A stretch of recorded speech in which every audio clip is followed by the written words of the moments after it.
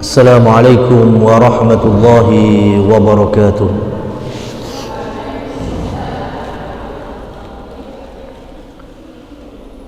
Alhamdulillah, alhamdulillahi rabbil alamin, wa bihi nasta'inuhu ala umuri dunya waddin. Asyhadu an la ilaha illallah wahdahu la syarika lah, wa asyhadu anna Muhammadan abduhu wa rasuluh. Allahumma salli wa sallim ala nabiyyina Muhammad. Amma ba'du, ma'asyiral muslimin wal muslimat, para hadirin wa talibat rahimani wa rahimakumullah tabaraka wa ta'ala. Alhamdulillah, Allah mudahkan pada pagi hari ini kita kembali bermajlis ilmu, khususnya dalam disiplin sirah Nabi Muhammad sallallahu alaihi wasallam. Melalui buku panduan Burju Zahmi'iyah, kita akan bersama belajar mengenal Nabi kita Muhammad sallallahu alaihi wasallam sebagai pondasi untuk mencintai beliau, mengenal lebih jauh, dan dengan cinta kita kepada beliau akan merambat kepada cintanya kita terhadap ajarannya dan syariat-syariatnya. Karena syarat diterimanya amalan setiap hamba di sisi Allah harus terpenuhi dua hal. Yang pertama adalah ikhlas, dan yang kedua adalah ittiba atau iqtida, mengikuti contoh atau metode sebagaimana yang Rasul sallallahu alaihi wasallam ajarkan. Ma'asyiral muslimin, jamaah rahimani wa rahimakumullah, pembahasan kita di pertemuan bulan yang lalu telah kita sampaikan bait yang pertama dan yang kedua. Kita kenalkan apa arti dari Quraisy, dan memang suku ini memiliki keutamaan dibandingkan yang lain sejauh Allah subhanahu wa ta'ala mengabadikannya di dalam salah satu surat di Al-Quran. Dan Rasul sallallahu alaihi wasallam juga bersabda, al-a'immatu min Quraisy, kepemimpinan tertinggi. Ini tafsirnya sebagaimana yang dijelaskan oleh Imam Nawawi di dalam Al-Minhaj dan juga Imam Al-Marwazi. Dua-duanya adalah tokoh ulama dari mazhab Syafi'i. Imam Nawawi menyebutkan bahwa kepemimpinan tertinggi di tubuh kaum muslimin lazimnya dari suku Quraisy, dan itu memang terjadi. Al-a'immatu min Quraisy, kepemimpinan tertinggi dari suku Quraisy. Buktinya dimulai dari Nabi kita Muhammad sallallahu alaihi wasallam. Beliau nabi, beliau pemimpin, beliau dari suku Quraisy. Sepeninggal Rasul sallallahu alaihi wasallam, kepemimpinan diambil oleh seorang sahabat yang mulia bernama Abu Bakar As-Siddiq, dan beliau dari kabilah Bani Taim, bagian dari Quraisy. Abu Bakar dari Quraisy. Abu Bakar wafat, diganti oleh Amirul Mukminin Umar bin Khattab radhiyallahu anhu. Dan Umar itu dari Bani Adi. dan Bani Adi bagian dari suku Quraisy. Umar wafat, yang naik menjadi khalifah ketiga adalah Utsman bin Affan. Utsman bin Affan dari Bani Umayyah, dan Bani Umayyah masyhur terkenal bagian dari suku Quraisy yang melahirkan sosok-sosok pedagang. Kemudian khalifah yang keempat adalah Ali bin Abi Thalib, yang tidak lain adalah sepupu Nabi Muhammad Sallallahu Alaihi Wasallam, otomatis satu keluarga besar Bani Hashim, dan itu juga bagian dari Quraisy.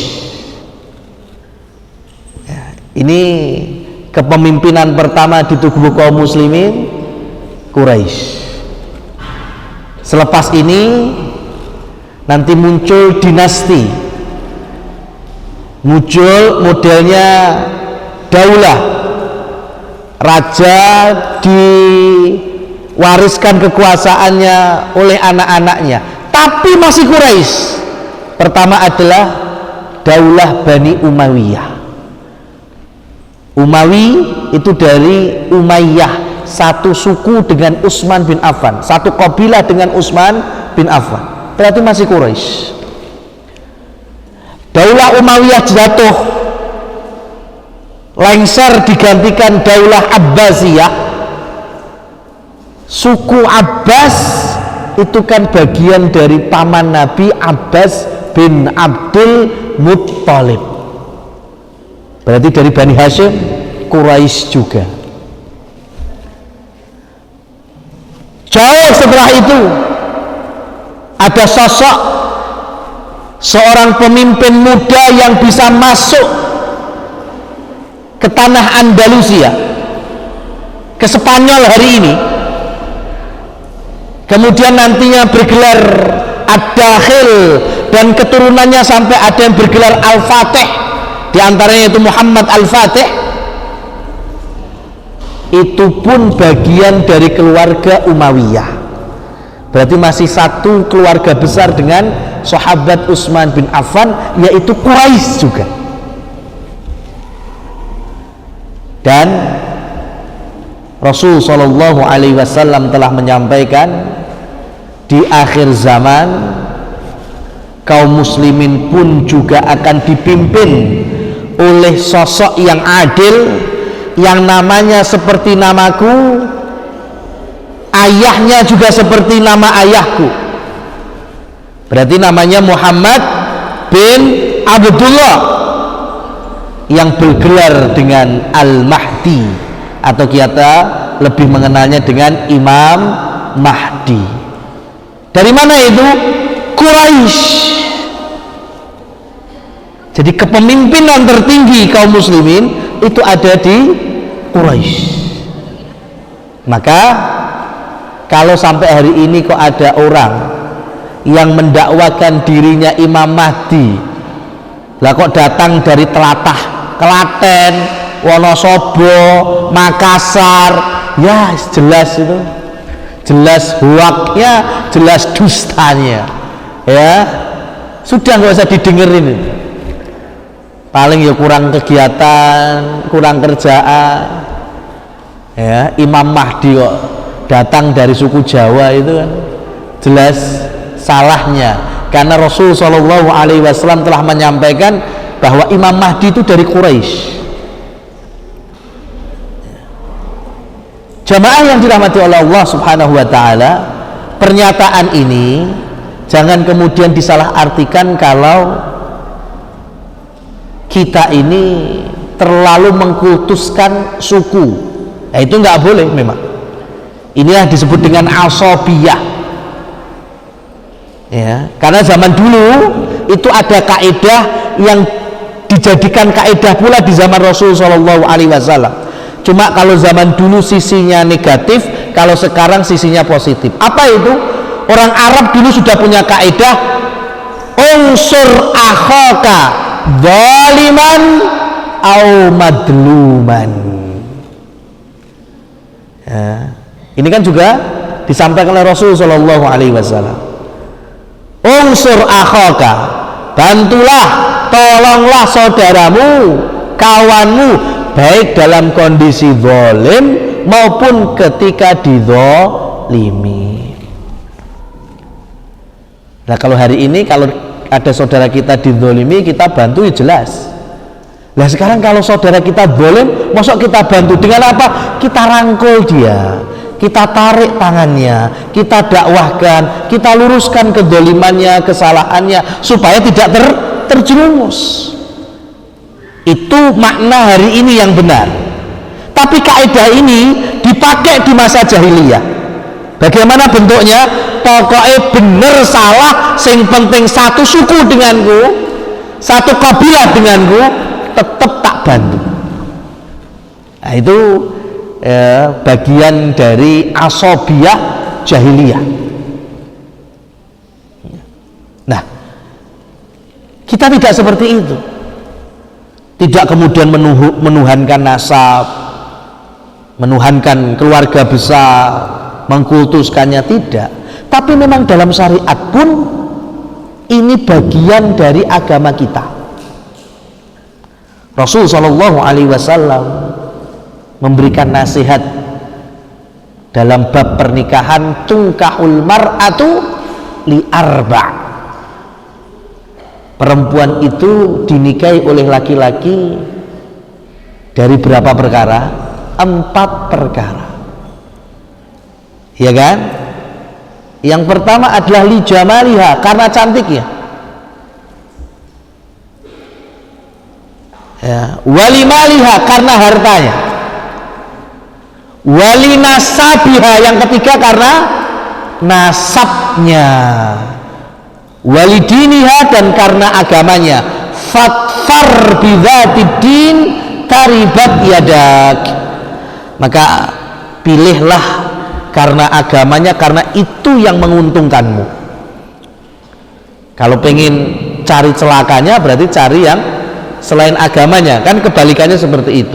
Tapi yang menjadi catatan tema kita hari ini yaitu nasab disebutkan oleh Rasul Shallallahu Alaihi Wasallam. Berarti kan bagian dari agama. Abu Bakar As-Siddiq radhiyallahu anhu selain bergelar As-Siddiq, Abu Bakar itu juga punya gelar-gelar yang lain. Ada Khalifatu Rasulillah, pengganti Rasulullah. Ada juga gelarnya Nasabun. Itu bagian dari gelarnya Abu Bakar. Apa itu? Ahli nasab. Jadi kalau orang-orang Arab dulu bingung, ya, kalau ada yang tersesat kemudian dibawa ke Mekah, ya, ini aslinya orang mana, ini dari keluarga mana, dari kampung mana, itu kalau bingung tinggal datangi Abu Bakar, itu selesai urusannya. Mau orang datang dari manapun, kalau sudah nyebutkan nama dia sama bapaknya, ya sudah, nanti suku-sukunya itu diotak-atik sama Abu Bakar, ketemu, oh kamu tinggal balik ke kampungmu sana, kampungmu sana. Dan ilmu ini nurun ke siapa? Ke putrinya, yaitu istri Rasul Aisyah radhiyallahu anha. Makanya Aisyah radhiyallahu anha bergelar nasabah, dari kalangan wanita yang ahli nasab. Nah, ini kekurangan kita hari ini, bapak-bapak jamaah yang dirahmati Allah Subhanahu wa taala. Coba sekarang yang masih bisa ngurutin antum 5 ke atas, ayo, bisa nggak? Ya, antum, ya, kemudian bin bapak antum, bin kakek antum, bin kakek buyut antum, bin canggah antum, ya, bin siapa lagi? Coba sekarang, mentok paling cuma sampai buyut, ya. Tapi orang Arab terus menjaga ini, ya. Dan Rasul Shallallahu Alaihi Wasallam juga menyampaikan khiyarukum tabi'u bi khiyarihim. Orang yang baik di antara kalian itu sejatinya ikut orang baiknya dari Quraisy. Wa syirarukum, orang yang buruk di antara kalian itu juga pengikut orang yang buruk dari kalangan Quraisy. Jadi kita ini memang nggak bisa ngungkuli Abu Bakar, itu udah jelas. Ya, coba sekarang orang yang paling dermawan di antara kita ada Bang, yang mudah sekali mendermakan hartanya, infak, sodakoh, wakaf, dan itu sebetulnya dia tiru dari siapa? Utsman bin Affan, Abdurrahman bin Auf, Quraisy. Dan mereka lebih dulu melakukan itu, kita hanya belakangan. Jadi sebaik-baik kita hari ini, semua dari ladang amal kebaikan itu pada hakikatnya kita ini tinggal niru orang baiknya Quraisy yang gagah, kokoh di dalam berdakwah, tegas dalam berdakwah, tegas di dalam istiqomah. Di antara kita ada, nggak usah sombong. Umar duluan kayak gitu, Hamzah lebih dulu daripada kita. Mereka Quraisy. Begitu juga sebaliknya. Ada orang yang menghalangi dakwah, ada orang yang benci dakwah tauhid. Ya, hari ini ada. Jangan heran, dulu Abu Lahab juga gitu.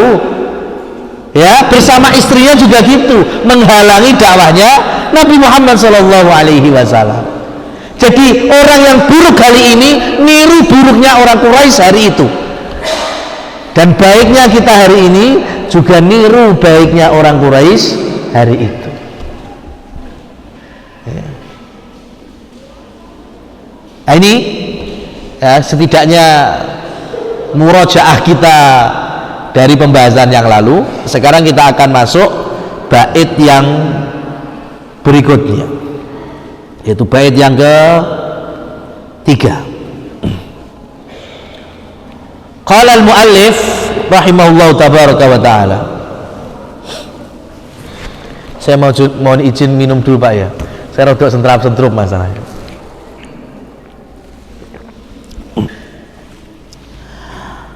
Mauliduhu fi ashiril fadili Rabi'il awwali amal fili, lakinnamal masyhuru thani ashrih fi yaumil isnaini tulu'a fajrih wa wafaqal 'ishrina min naisana wa qablahu hainu abihi hana. Sekarang masuk mauliduhu, kelahiran Nabi Muhammad sallallahu alaihi wasallam menurut rahimahullah, ya, penulis Urjuzah ini, beliau berpendapat Nabi Muhammad lahir pada tanggal 10 dari bulan Rabiul Awal. Sekali lagi, ini pendapat, ya, karena kalau bicara kelahiran Rasul Shallallahu Alaihi Wasallam, harinya sepakat Senin, karena Nabi sendiri yang mengatakan fadilah atau keutamaan hari Senin, diantaranya yaumu wulidtu, hari dimana aku dilahirkan. Berarti hari Senin itu sepakat. Yang nggak sepakat adalah bulannya dan tanggalnya. Sebagian, makanya dalam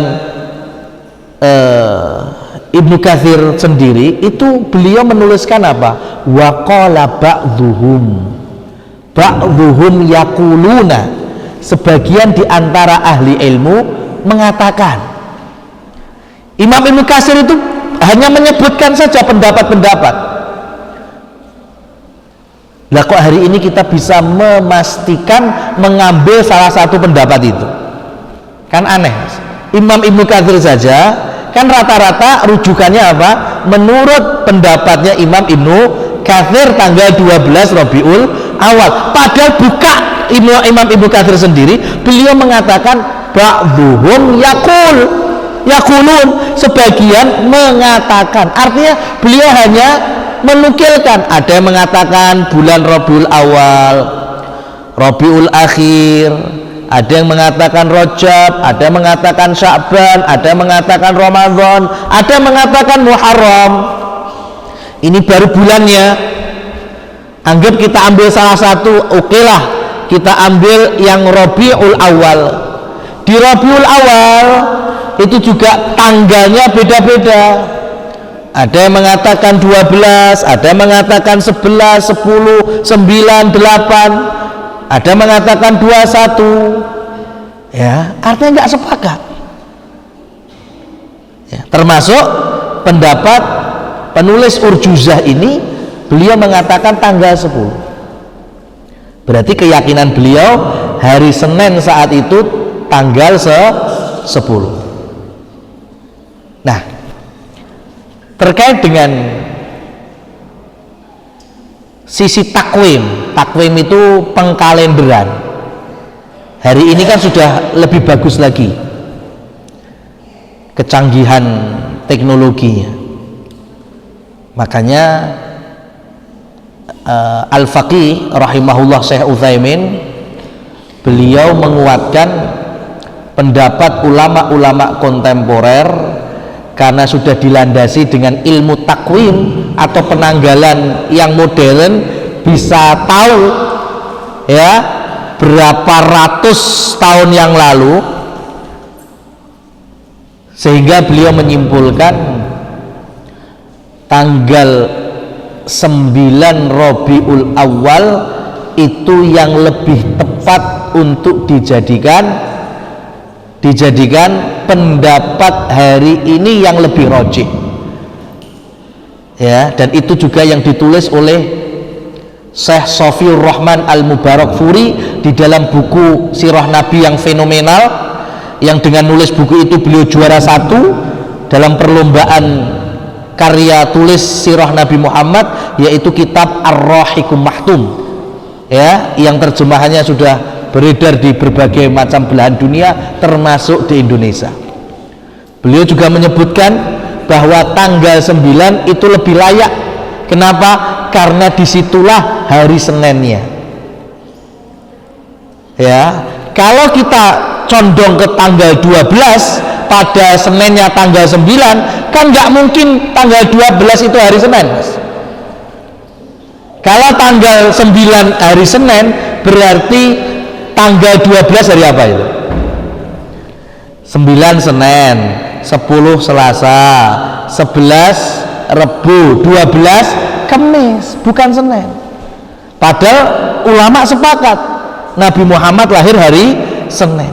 Kalaupun tidak tanggal 9, ya tinggal ditambahkan 7 hari berikutnya kan, Senin depan tanggal berapa berarti? Kalau hari ini tanggal 9, Senin depan hari tanggal berapa? Ya kan, 9. Ya, Senin, Selasa, Rebu, Kamis, Jumat, Sabtu, Ahad, Senin. Berarti 9, 10, 11, 12, 13, 14, 15, 16. Kan gitu.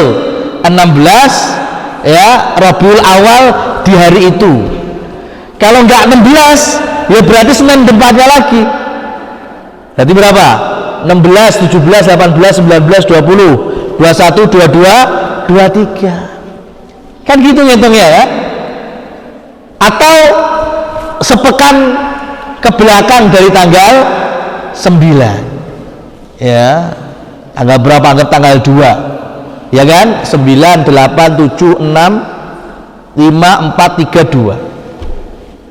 Berarti menurut penanggalan ya kecanggihan ilmu takwim hari ini, ya, Rabiul Awal, tahun-tahun yang kita yakini sebagai tahun gajah itu, Rabiul Awalnya itu hari Seninnya ada di kalender tanggal 2, tanggal 9, tanggal 16 atau tanggal 20 berapa tadi? 23. Ya, kan itu berarti. Sehingga pendapat tanggal 12 Rabiul Awal, ya, kalau hari ini kita mau berbesar hati, tidak taklid, ya, itu sudah menjadi pendapat yang expired, sudah nggak bisa lagi dijadikan pijakan, karena menurut kalender ya teknologi hari ini pun sudah menyatakan 12 Rabiul Awal di hari itu tidak bertepatan dengan hari Senin. Malah mungkin tanggal 10 ini malah bisa jadi. Kenapa? Karena pada hakikatnya ya, orang itu ngitung itu bisa memakai sistem lunar atau komariah dan juga sistem penanggalan syamsiah atau matahari. Ya apa enggak? Ya, kalau pakai komariah itu kan lebih cepat pergantian bulannya dibandingkan yang Masehi. Buktinya kalau kita puasa Ramadan sebulannya berapa hari? Bisa kena 29, kalau enggak digenepi jadi 30 hari. Tetapi kalau kita kalender Masehi sebulan itu sampai ada yang 31 hari. Berarti kan lebih panjang kalender Masehi dan lebih cepat perpindahan bulannya kalender Qamariyah. Maka perbedaannya kan bisa antara 1 sampai 2 hari. Jadi kalau penulis Urjuzah Mi'iyah ini ya menyatakan tanggal 10 menurut ijtihad beliau, ya bisa jadi ya, karena itu tadi sudut pandang di dalam menghitungnya ada yang sistem Qamariyah, ada yang pakai sistem Syamsiyah. Paham nggak jenengan ini? Ya, paham ya insya Allah ya. Makanya antum kan sudah terbiasa setiap malam Jumat itu kan ngaji surat Al-Kahfi. Ya, nanti dibaca itu diantaranya ayat yang keberapa itu? Yang ke-20-an, 25 kalau nggak salah. Walabithu fi kahfihim. Ya, Ashabul Kahfi itu Allah tidurkan di dalam gua selama berapa waktunya itu? Salasami'atin sini wasdadu tis'a. Berapa tahun? Salasumi'ah itu berarti 300 tahun, wasdadu ditambah tis'a 9. Ya, bahasa ayatnya berapa tahun? 300 tahun tambah 9 tahun. Berapa? Berapa? 300 plus 9 berapa? 300 tambah 9, enggak 309 loh ya, bukan 309. Kenapa? Karena lafadz ayatnya gitu. Emang susah tinggal jumlahin 309 tahun, emang susah? Mudah kan? Bahasa Arabnya juga ada 309 tahun, ya kan? Bahasa Arabnya 309 tahun kan ada juga ya. Namanya tis'ah wa thalathumi'ah ya, thalathumi'ah wa tis'ah, tis'ah ba'da thalathumi'ah, kan itu semuanya terjemahan dari 309 tahun. Tapi Al-Quran nggak menyebut itu. Al-Quran mukjizat ya, Allah subhanahu wa ta'ala menurunkan ilmu itu supaya dibuka nanti, diambil sebagai hikmah ya.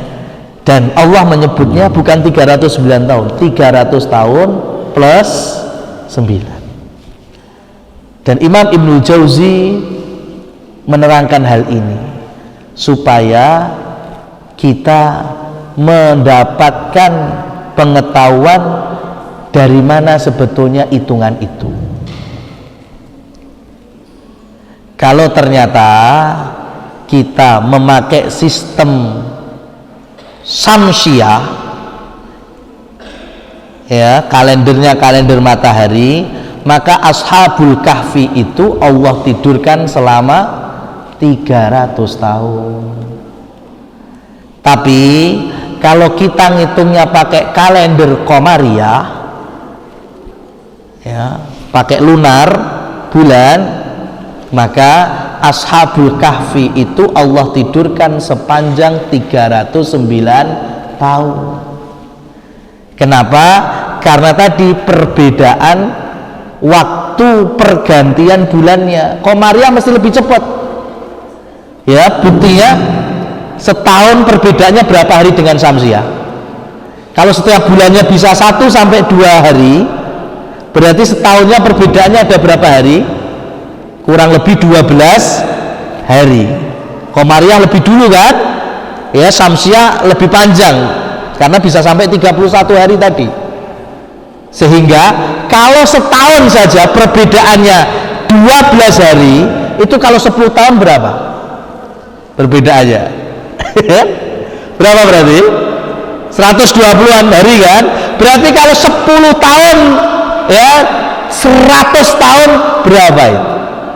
Ya, tinggal dikalikan saja. Maka menurut Imam Ibnul Jauzi rahimahullah tabaraka wa ta'ala, perbedaan 300 tahun Masehi itu sebanding dengan 309 tahun Komariah.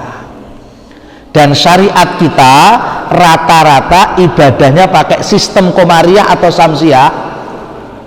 Komariah, kita puasa Ramadan tanggal 1 apa 4 April? Yang mana yang benar? Kita puasanya 1 Ramadan atau 4 April? 1 Ramadan, berarti Komariah. Kita Idul Adha tanggal berapa? 17 Agustus apa 10 Dzulhijjah? 10 Dzulhijjah. Berarti syariat kita semuanya pakai Komariah, tidak pakai Syamsiah. Ya, dan Komariah pasti lebih duluan daripada Syamsiah. Jadi antum jangan kepedean kalau hari ini di KTP antum usianya masih 29 tahun. Sik ngrasa nom, aku sik nom, sik 29. Pada hakikatnya itu hitungan Masehi. Hitungan Komariah wis 30, Mas. Ya sudah kepala 3. Ya, sing 49 ya aja ngenom-ngenomi. Itu pada hakikatnya sudah usia 50 tahun. Maka Rasul Shallallahu Alaihi Wasallam wafat di usia 63 tahun. Itu usia Komariah atau Syamsiah? Usia Komariah atau Syamsiah? Nabi Muhammad wafat itu usianya berapa? 63 tahun. Pertanyaannya, itu usia Komariah atau Syamsiah? Komariah. Berarti kalau usia Syamsiah Rasulullah wafat usia 62 tahun. Makanya jangan madak-madak nih sampean. Usianya sudah telu. Umurku saiki wis kaya jatahe Nabi Muhammad. Sudah bonus 1. Ya kan? Itu sudah bonus 1. Karena kalau sesuai KTP kita, Nabi Muhammad itu wafat usianya berapa? 62 tahun.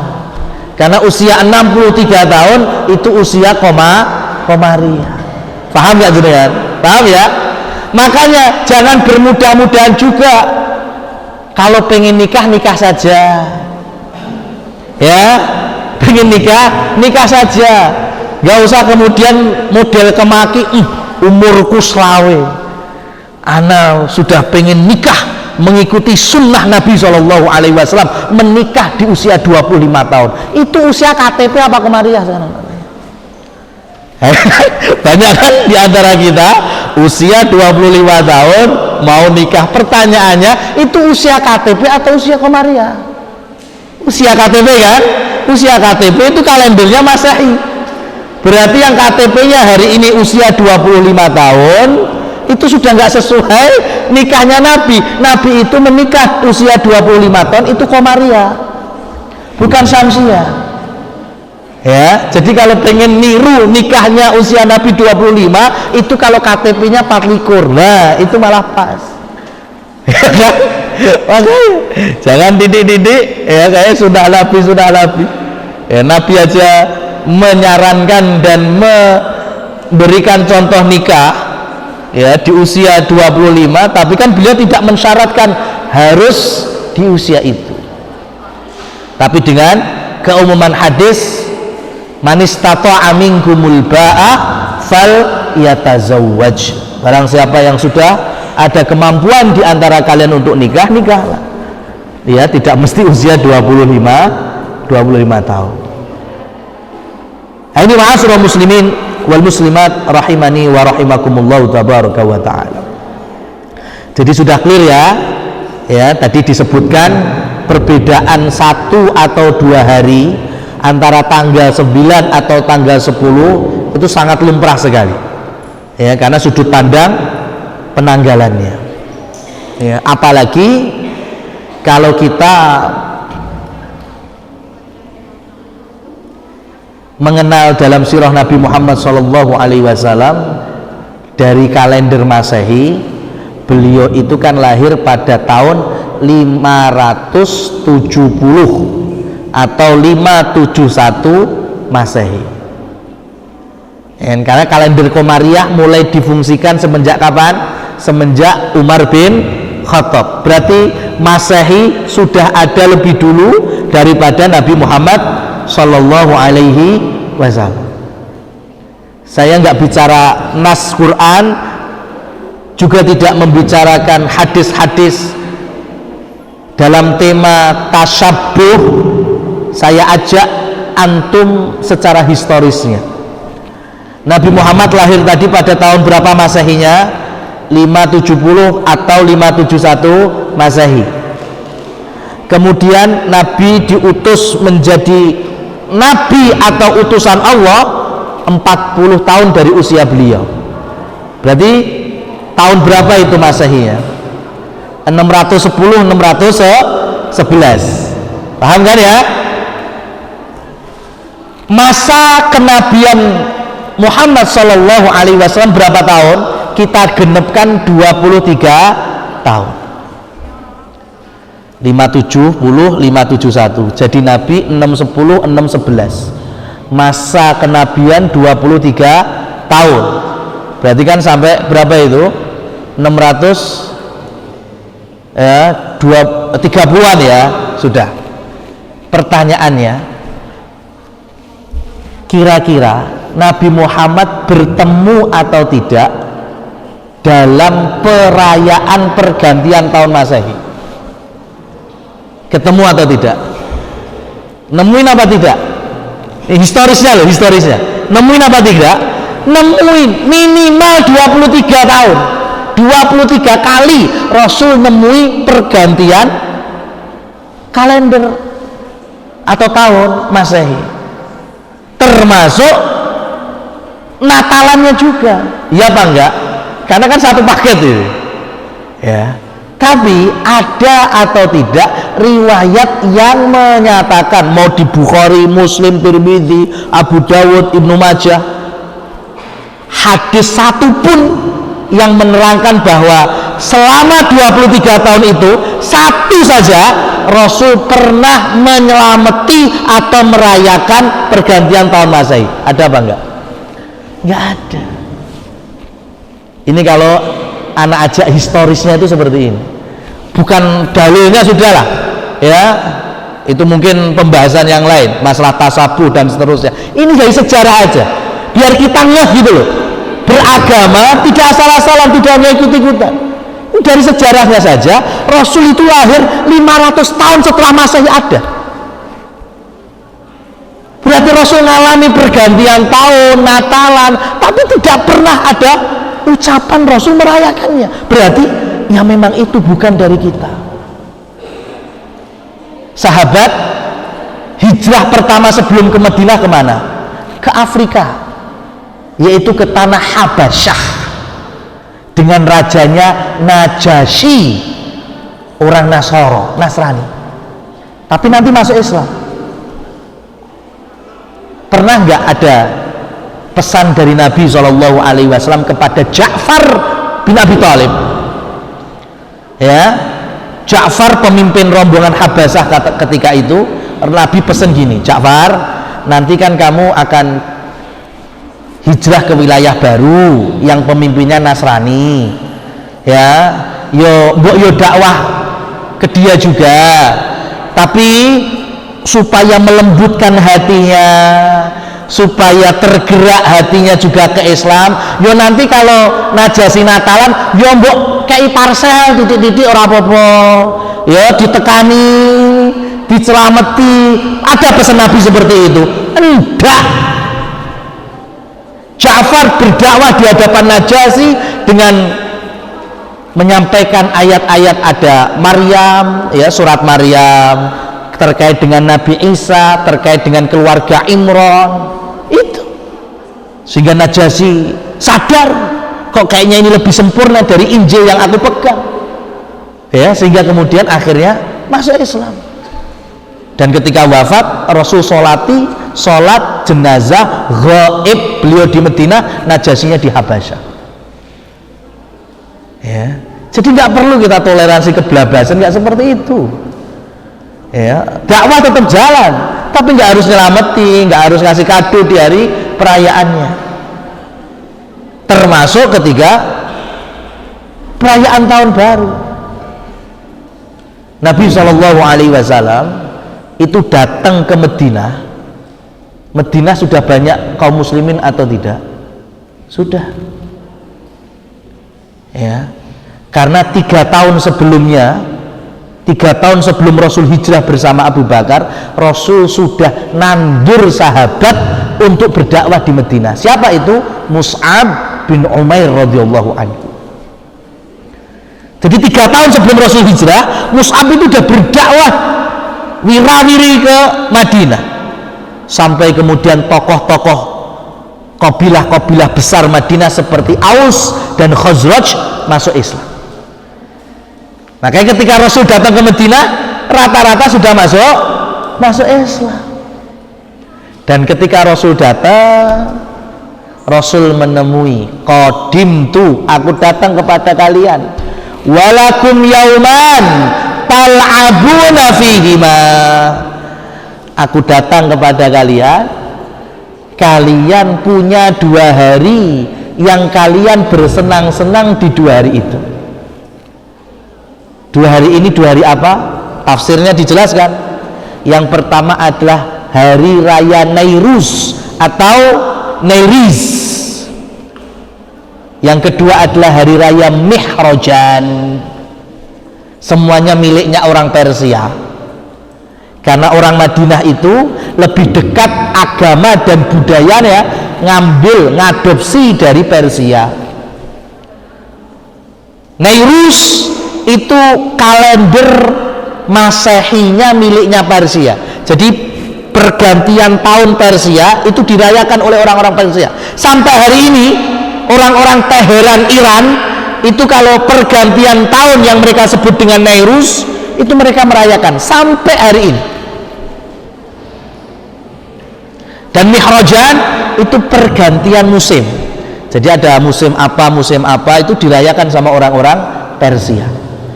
Dan orang Persia di zaman Nabi kafir, bukan? Kafir, mereka Majus, menyembah api. Maka apa kata Rasul ketika menyaksikan masyarakat Madinah muslimin hari itu ngapain? Bersenang-senang di hari Nairuz, di hari Mihrajan. Kemudian Rasul meluruskan, hari ini, mulai saat ini, wa abdalakumullah khairam minhuma, Allah telah menggantikan untuk kalian 2 hari yang lebih baik daripada 2 hari yang kalian rayakan sebelumnya. Idul Fitri wa Idul Nahri. Yang pertama adalah hari raya Idul Fitri, yang kedua adalah hari raya penyembelihan, yaitu hari raya Idul Adha. Sudah, ini sejarah sekaligus hadis yang simpel, ya, kronologinya jelas. Rasul melarang perayaan tahun-tahun baru yang tidak pernah dikenal oleh Islam.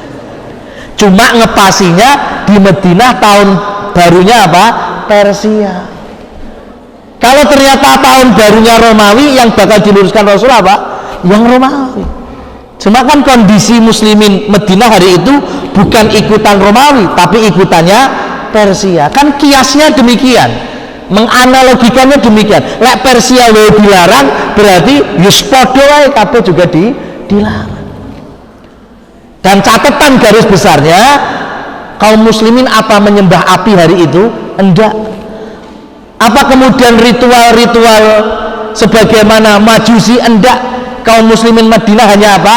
Bersenang-senang, hanya senang-senang. Ini kan juga sama hari ini kan. Enggak, kita enggak ikut-ikutan orang-orang kafir seperti itu. Enggak. Wong kur nyeneng-nyeneng mosok kur bakar jagung wae ora oleh. Nah, gitu loh. Itu loh maksudnya kesamaannya di situ. Mosok kur dolanan mercon wae ora oleh. Ya, nukokne kembang api di bocah-bocah mosok ora oleh. Sama alasan kaum muslimin hari itu juga hanya untuk bersenang-senang. Dan satu lagi sebagai historis bahwa ya nanti bisa di googling mas. Kita ini belajar hari ini kan googling by doing kan, ya kan, learning by googling. Kono wae kan. Kalender Masehi dengan nama-nama bulannya, di antaranya ada bulan September. Semuanya kan dengan nama-nama dewa itu. September itu diambil dari akar katanya, akar kata bahasanya itu septa, artinya yang ketujuh. September itu berarti yang ke-7. Oktober, Okto itu yang ke-8. November yang ke-9, Desember yang ke-10. Pertanyaannya, hari ini antum tahunya September bulan yang keberapa? September bulan yang ke? Padahal kosakatanya ini ya, kembali ke bahasanya saja, September itu yang ke-7 bukan yang ke-9. Kenapa? Karena dulu namanya bulan-bulan dalam satu tahun itu diawali dari Maret. Bulan pertama itu Maret. Coba sampean itu, Maret, April, Mei, Juni, Juli, Agustus, September. September bulan keberapa? Ke-7. Gatuk antara nama dengan hitungan pergantiannya persis. Tapi kalau sekarang jadi yang ke-9. Kenapa? Ya karena Romawi dulu agama, sistem peradaban dan lain seterusnya, undang-undangnya sesuai dengan raja-raja mereka. Ganti raja bisa ganti kebijakan, ganti undang-undang sampai dalam ranah agama. Dan Romawi hari itu punya penguasa yang sangat mengultuskan, ngefan sama Dewa Janus. Dewa Janus itu yang raine loro ya mas, ya, bermuka ngadep depan sama berwajah yang ngadep belakang. Raja Romawi hari itu senang sekali dengan dewa ini. Wah ini ya, ini harus dimasukkan ke dalam jajaran bulan, dijadikan bulan pertama ya, biar ada seakan-akan menatap wajah ya masa depan, dan juga punya cerita dan historis ya masa-masa yang lampau. Akhirnya Dewa Janus dimasukkan oleh penguasa Romawi hari itu menjadi bulan yang pertama, bukan Maret lagi ya, dan menjadi pergantian tahunnya dihitung dari 1 Januari, yaitu dari Janus itu tadi. Makanya akhirnya pertama Januari, Februari, Maret, April, Mei, Juni, Juli, Agustus, September. Jadi yang ke-9 September. Dari bahasa wes salah, sampai kok ngikuti terus. Ya kan? Ini mas historis. Ya. Secara sejarah seperti itu. Kemudian Islam menilai pergantian hari itu dari terbenamnya matahari atau jam 00 tet. Yang mana? Terbenamnya, ya sepakat ya, antum nggak bisa ngelak. Kalau nanti antum ngelak, antum akan susah dalam ngitung akikoh, yakin itu. Ya kan, pada ngitung akikoh gimana nih, hari ke-7 nih gimana, antum mau pakai apa? Mau pakai sistem syariatnya ya, atau antum pakai sistem masehinya, yaitu jam pukul 00 tet itu. mesti pakai kalender Qamariyah. Dengan terbenamnya matahari itu udah pergantian hari. Sekarang kalau pergantian harinya ya dari jam 12 kemudian 00 deng itu bagi non muslim itulah pergantian hari. Berarti sudah masuk waktu apa itu? Waktu apa? Berarti jam 00 itu versinya non muslim itu sudah masuk waktu apa? Waktu apa? Pagi, karena sudah berganti hari. Sampean gak oleh tahajud, Mas. Gak boleh subuhan karena sudah waktu pagi. Tahajud itu kapan? Malam hari. Jam 1 versinya non muslim wis iso lho, Mas. Gak boleh sampean tahajud, gak boleh qiyamul lail, gak boleh sunnah 2 rakaat sebelum subuh. Wong subuh itu masih fajar, bukan pagi hari. Makanya istilah dini hari itu nggak ada dalam kamus Islam. Itu adalah istilah supaya sampean tidak tahajud karena sudah pagi. Islam mengenalnya apa? Malam itu terpisah, ada awal malam, pertengahan malam, dan akhir malam. Ya, jam-jam 09.30 masih awal malam, jam 12.30 pertengahan malam, jam 3:30 masuk akhir malam, sampai kemudian fajar subuh. Anda mau ikut mana coba? Ya kan? Kalau sudah 00 deng itu udah ganti hari. Versi orang yang nggak beriman ini udah pagi hari, maka istilahnya dini hari. Ya. Bagi orang Islam, orang beriman belum. Ya, belum sobah itu masih lail. Ya, maka kita mengenalnya kan lailau wa naharon. Itu.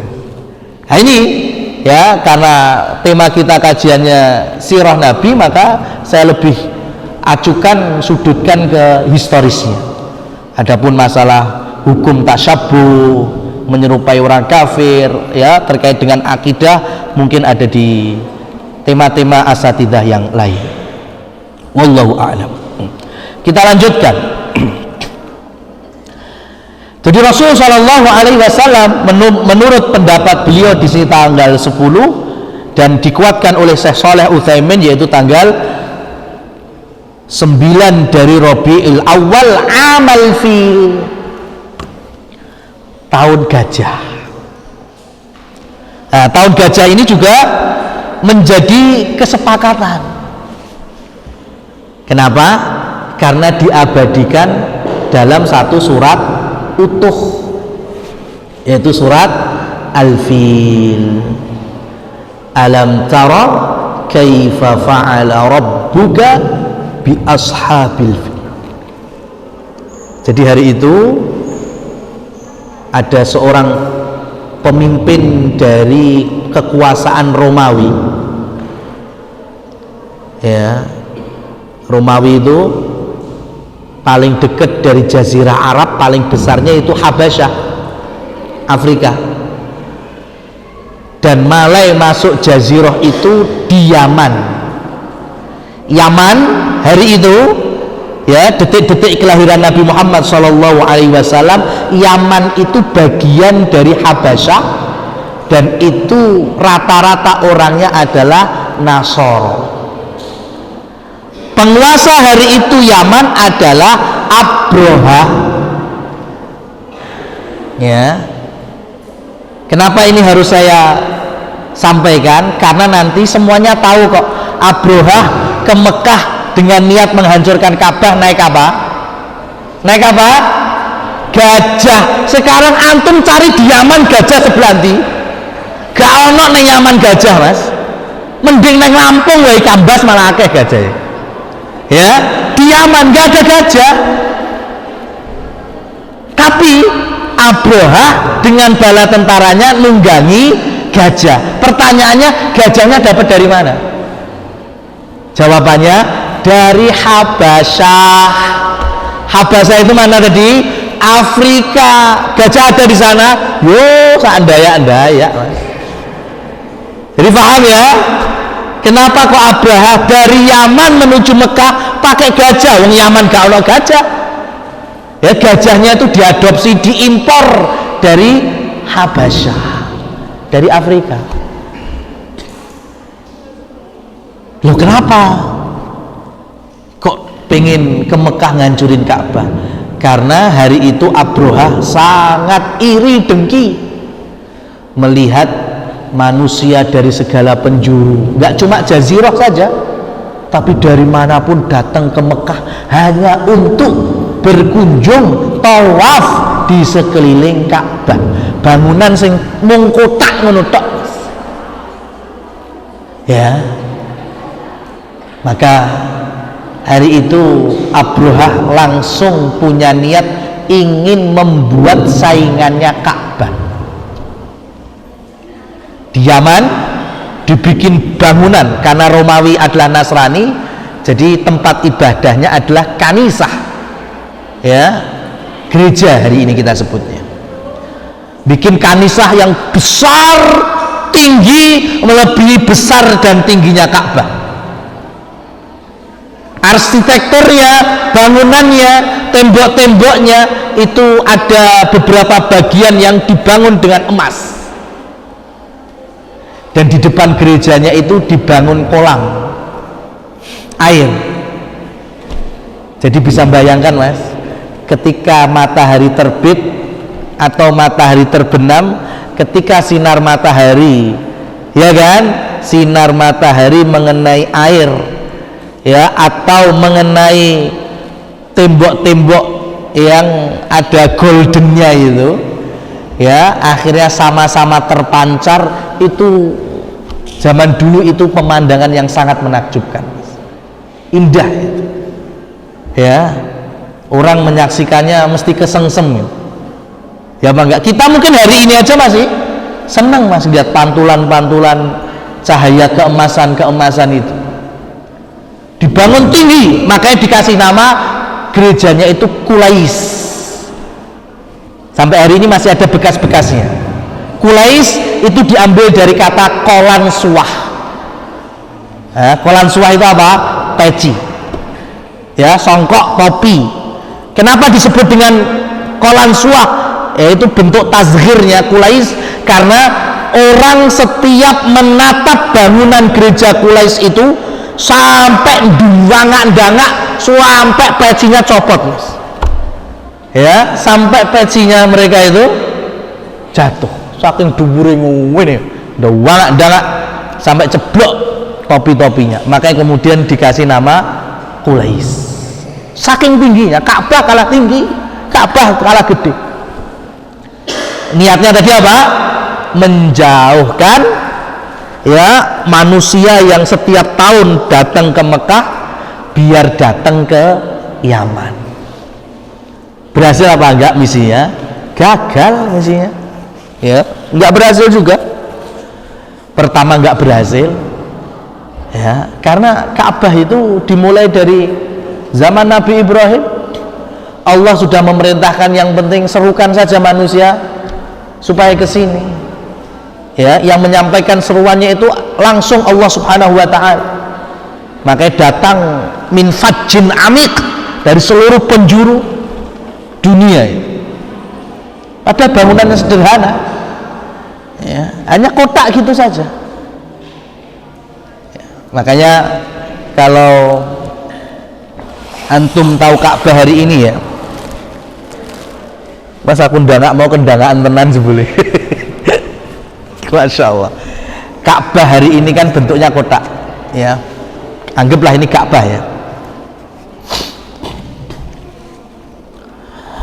Ka'bah itu punya 4 sudut atau 4 rukun. Rukun itu artinya sudut. Yang paling masyhur hari ini di sini ada Hajar Aswadnya. Ini dikenal dengan rukun Hajar Aswad. Dari sinilah muslimin muslimat mulai melakukan tawaf.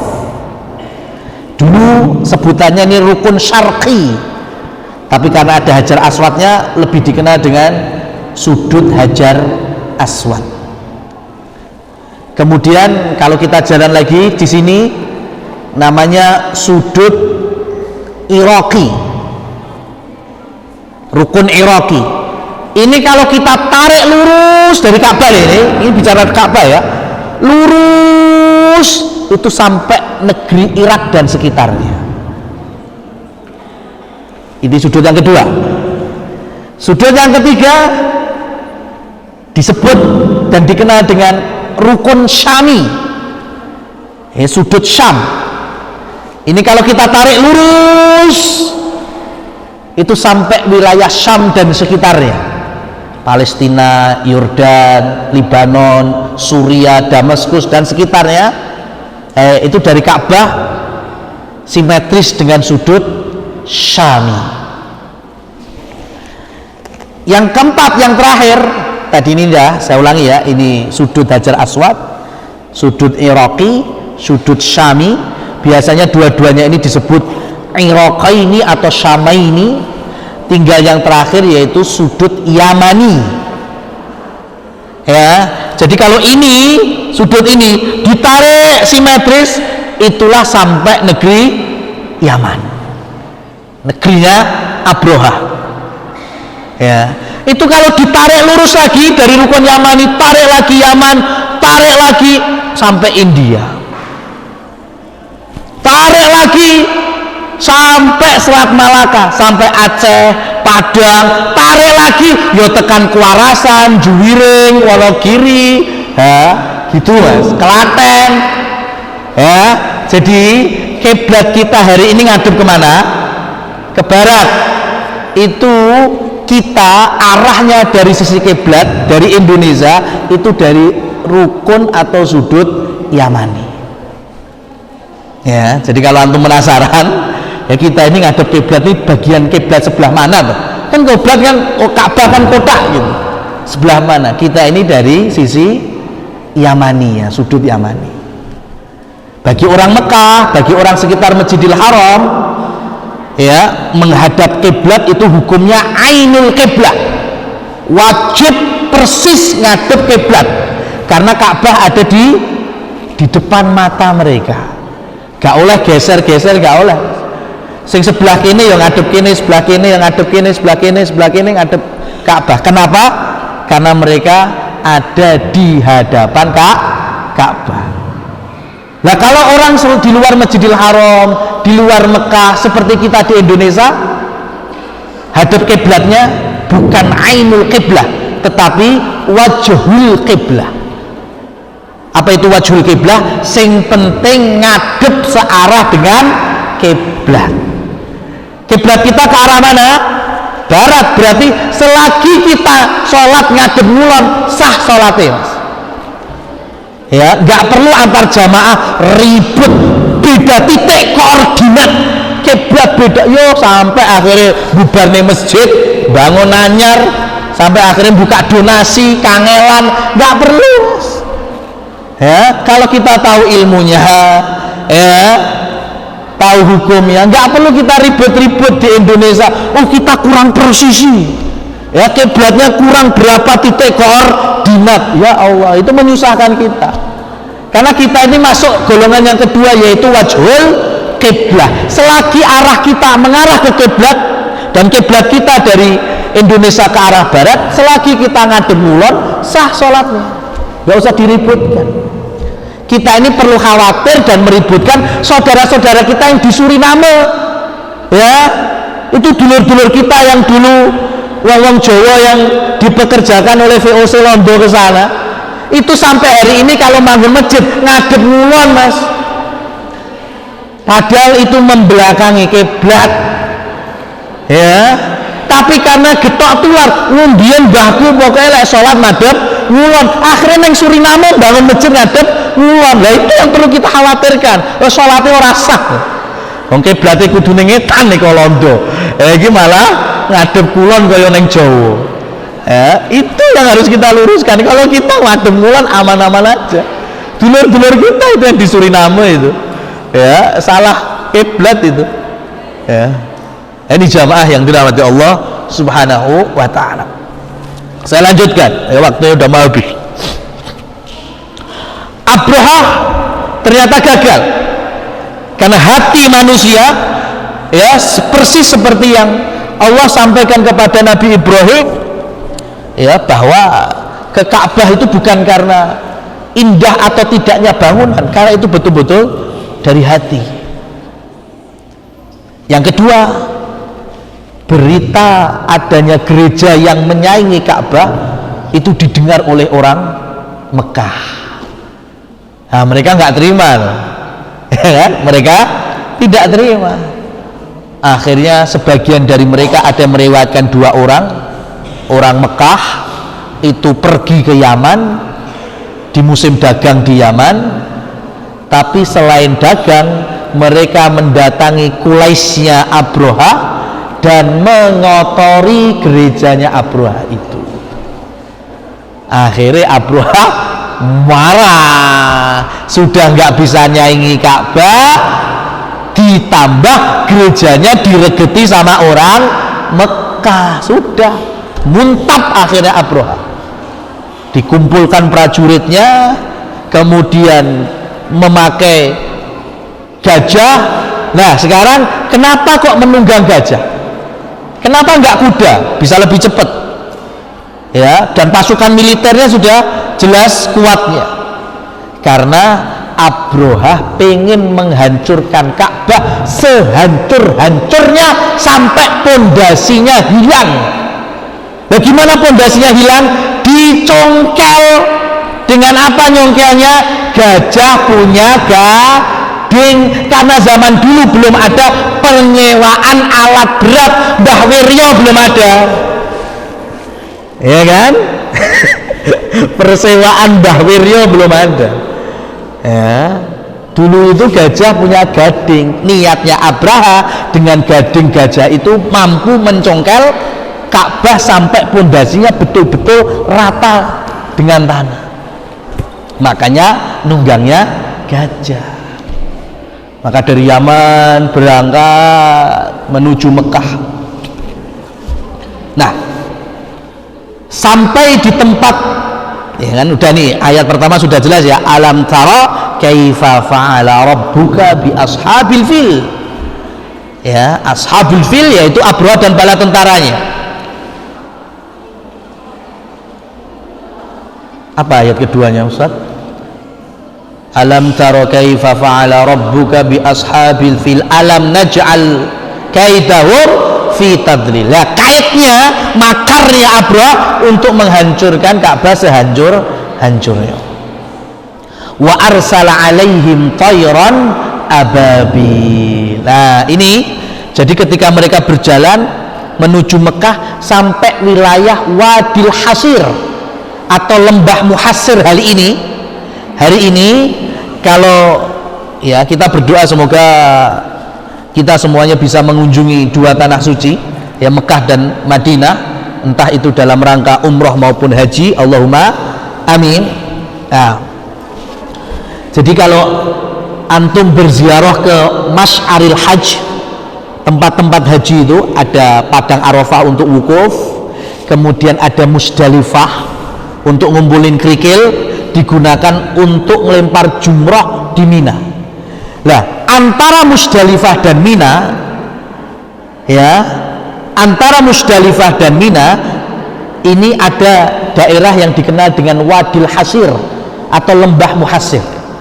Disinilah tepatnya pasukan Abraha sudah tidak bisa lagi masuk untuk menuju tanah haram. Karena Arafah ya, Arafah, padang Arafah untuk wukuf, Musdalifah itu bukan bagian dari tanah haram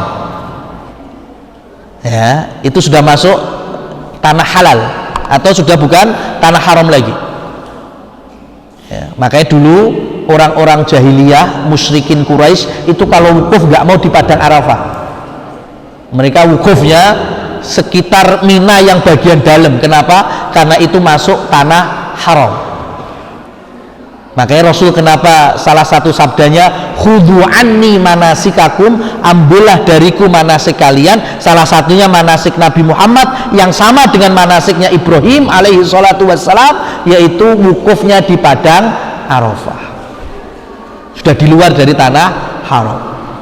Nah, di Wadi Muhassir ini gajah-gajahnya itu kalau diarahkan ke arah Ka'bah nggak ada yang mau, mesti bengah, ya, keroncal-keroncalan. Tapi kalau diarahkan ke arah Yaman, mau itu jalan. Kalau diarah balik pulang, mau gajahnya jalan. Diarahkan lagi ke Ka'bah, ya, untuk masuk kota Mekahnya, nggak mau. Bahkan diantara gajah-gajah itu malah deprok, mas, ya, nggak mau jalan lagi sampai duduk. Cuman nggak tahu apakah ini asal muasal munculnya dan lahirnya merek gajah duduk. Nah, itu saya nggak. Ya, jadi gajahnya itu sampai deprok, nggak mau lagi berdiri, ya, nggak mau jalan. Ya, kebingungan kan Abraha, dan di saat bingung itu kok nggak mau lagi, suruh jalan, balik lagi. Wa arsana alaihim tayran ababi. Ternyata kemudian Allah mengutus dan mengirimkan ribuan atau bahkan jutaan burung-burung kecil yang mereka membawa 3 kerikil setiap burungnya, 1 taruh paruh, 2 dicengkram kedua kaki. Ya, jadi ababil itu tafsir yang paling pas, bukan jenis burung, tetapi saking banyaknya burung. Ya, hari ini kan kita tahunya itu jenis burung, ya, burung yang melawan Abraha yang diutus oleh Allah adalah burung titik-titik. Jawabnya mesti ababil. Ini pada nih lovebird, kenari. Enggak, itu bukan nama dari jenis burung, bukan. Ya, ababil itu artinya serempak dengan begitu banyak keluar bareng. Itu maksud dari ababil. Ini burung yang banyak serempak dengan membawa kerikil-kerikil dari warsala alaihim tayran ababil tarmihim bihijaratin min sijjin. Ternyata mereka melemparkan kerikil-kerikil itu yang telah diambil dari jahim, dari neraka, ya, tinggal dijatuhkan saja. Apa yang terjadi? Seluruh pasukannya Abraha, ya, faja'alahum ka'asfim ma'kul. Ketika sudah kena kerikil itu, mereka seperti daun yang dikerikiti oleh ulat. Jadi nggak mati langsung, tapi matinya perlahan-lahan. Ya, jadi kalau kena gajahnya mati perlahan, kena pasukannya, ya, mati perlahannya itu merotoli antar persendian demi persendian. Ya, jadi nggak langsung mati, kena tangannya merotoli dari lengannya putus dari badannya, kakinya putus dari badannya, gitu terus sampai betul-betul mereka mati. Dan Abraha tidak mati di situ. Abraha bisa melarikan diri, ya, tapi karena ayat ini menunjukkan kekuasaan Allah, maka ketika sudah masuk wilayah Yaman atau mendekatinya, Abraha pun juga terkena dampak dari tayran ababil, maka dia pun juga tewas mengenaskan. Ya, itu disaksikan oleh seluruh masyarakat Mekah di balik gunung-gunung atau bebatuan Mekah. Makanya ketika Ka'bah di zaman Nabi Muhammad atau di zaman kakek beliau Abdul Muthalib kena banjir roboh, sehingga mau nggak mau direnovasi, itu nggak ada yang berani, apa istilahnya, kalau ngerenovasi itu yang bagus kan dibongkar kemudian dibangun ulang. Tidak ada yang berani bongkar Ka'bah. Kenapa? Ya mereka saksi hidup kok. Ini ada tentara dan pemimpinnya mau baru niat ngancuri Ka'bah saja, toiron ababil datang. Lah ini arep bego Ka'bah. Ya nanti kalau toiron ababil muncul lagi gimana?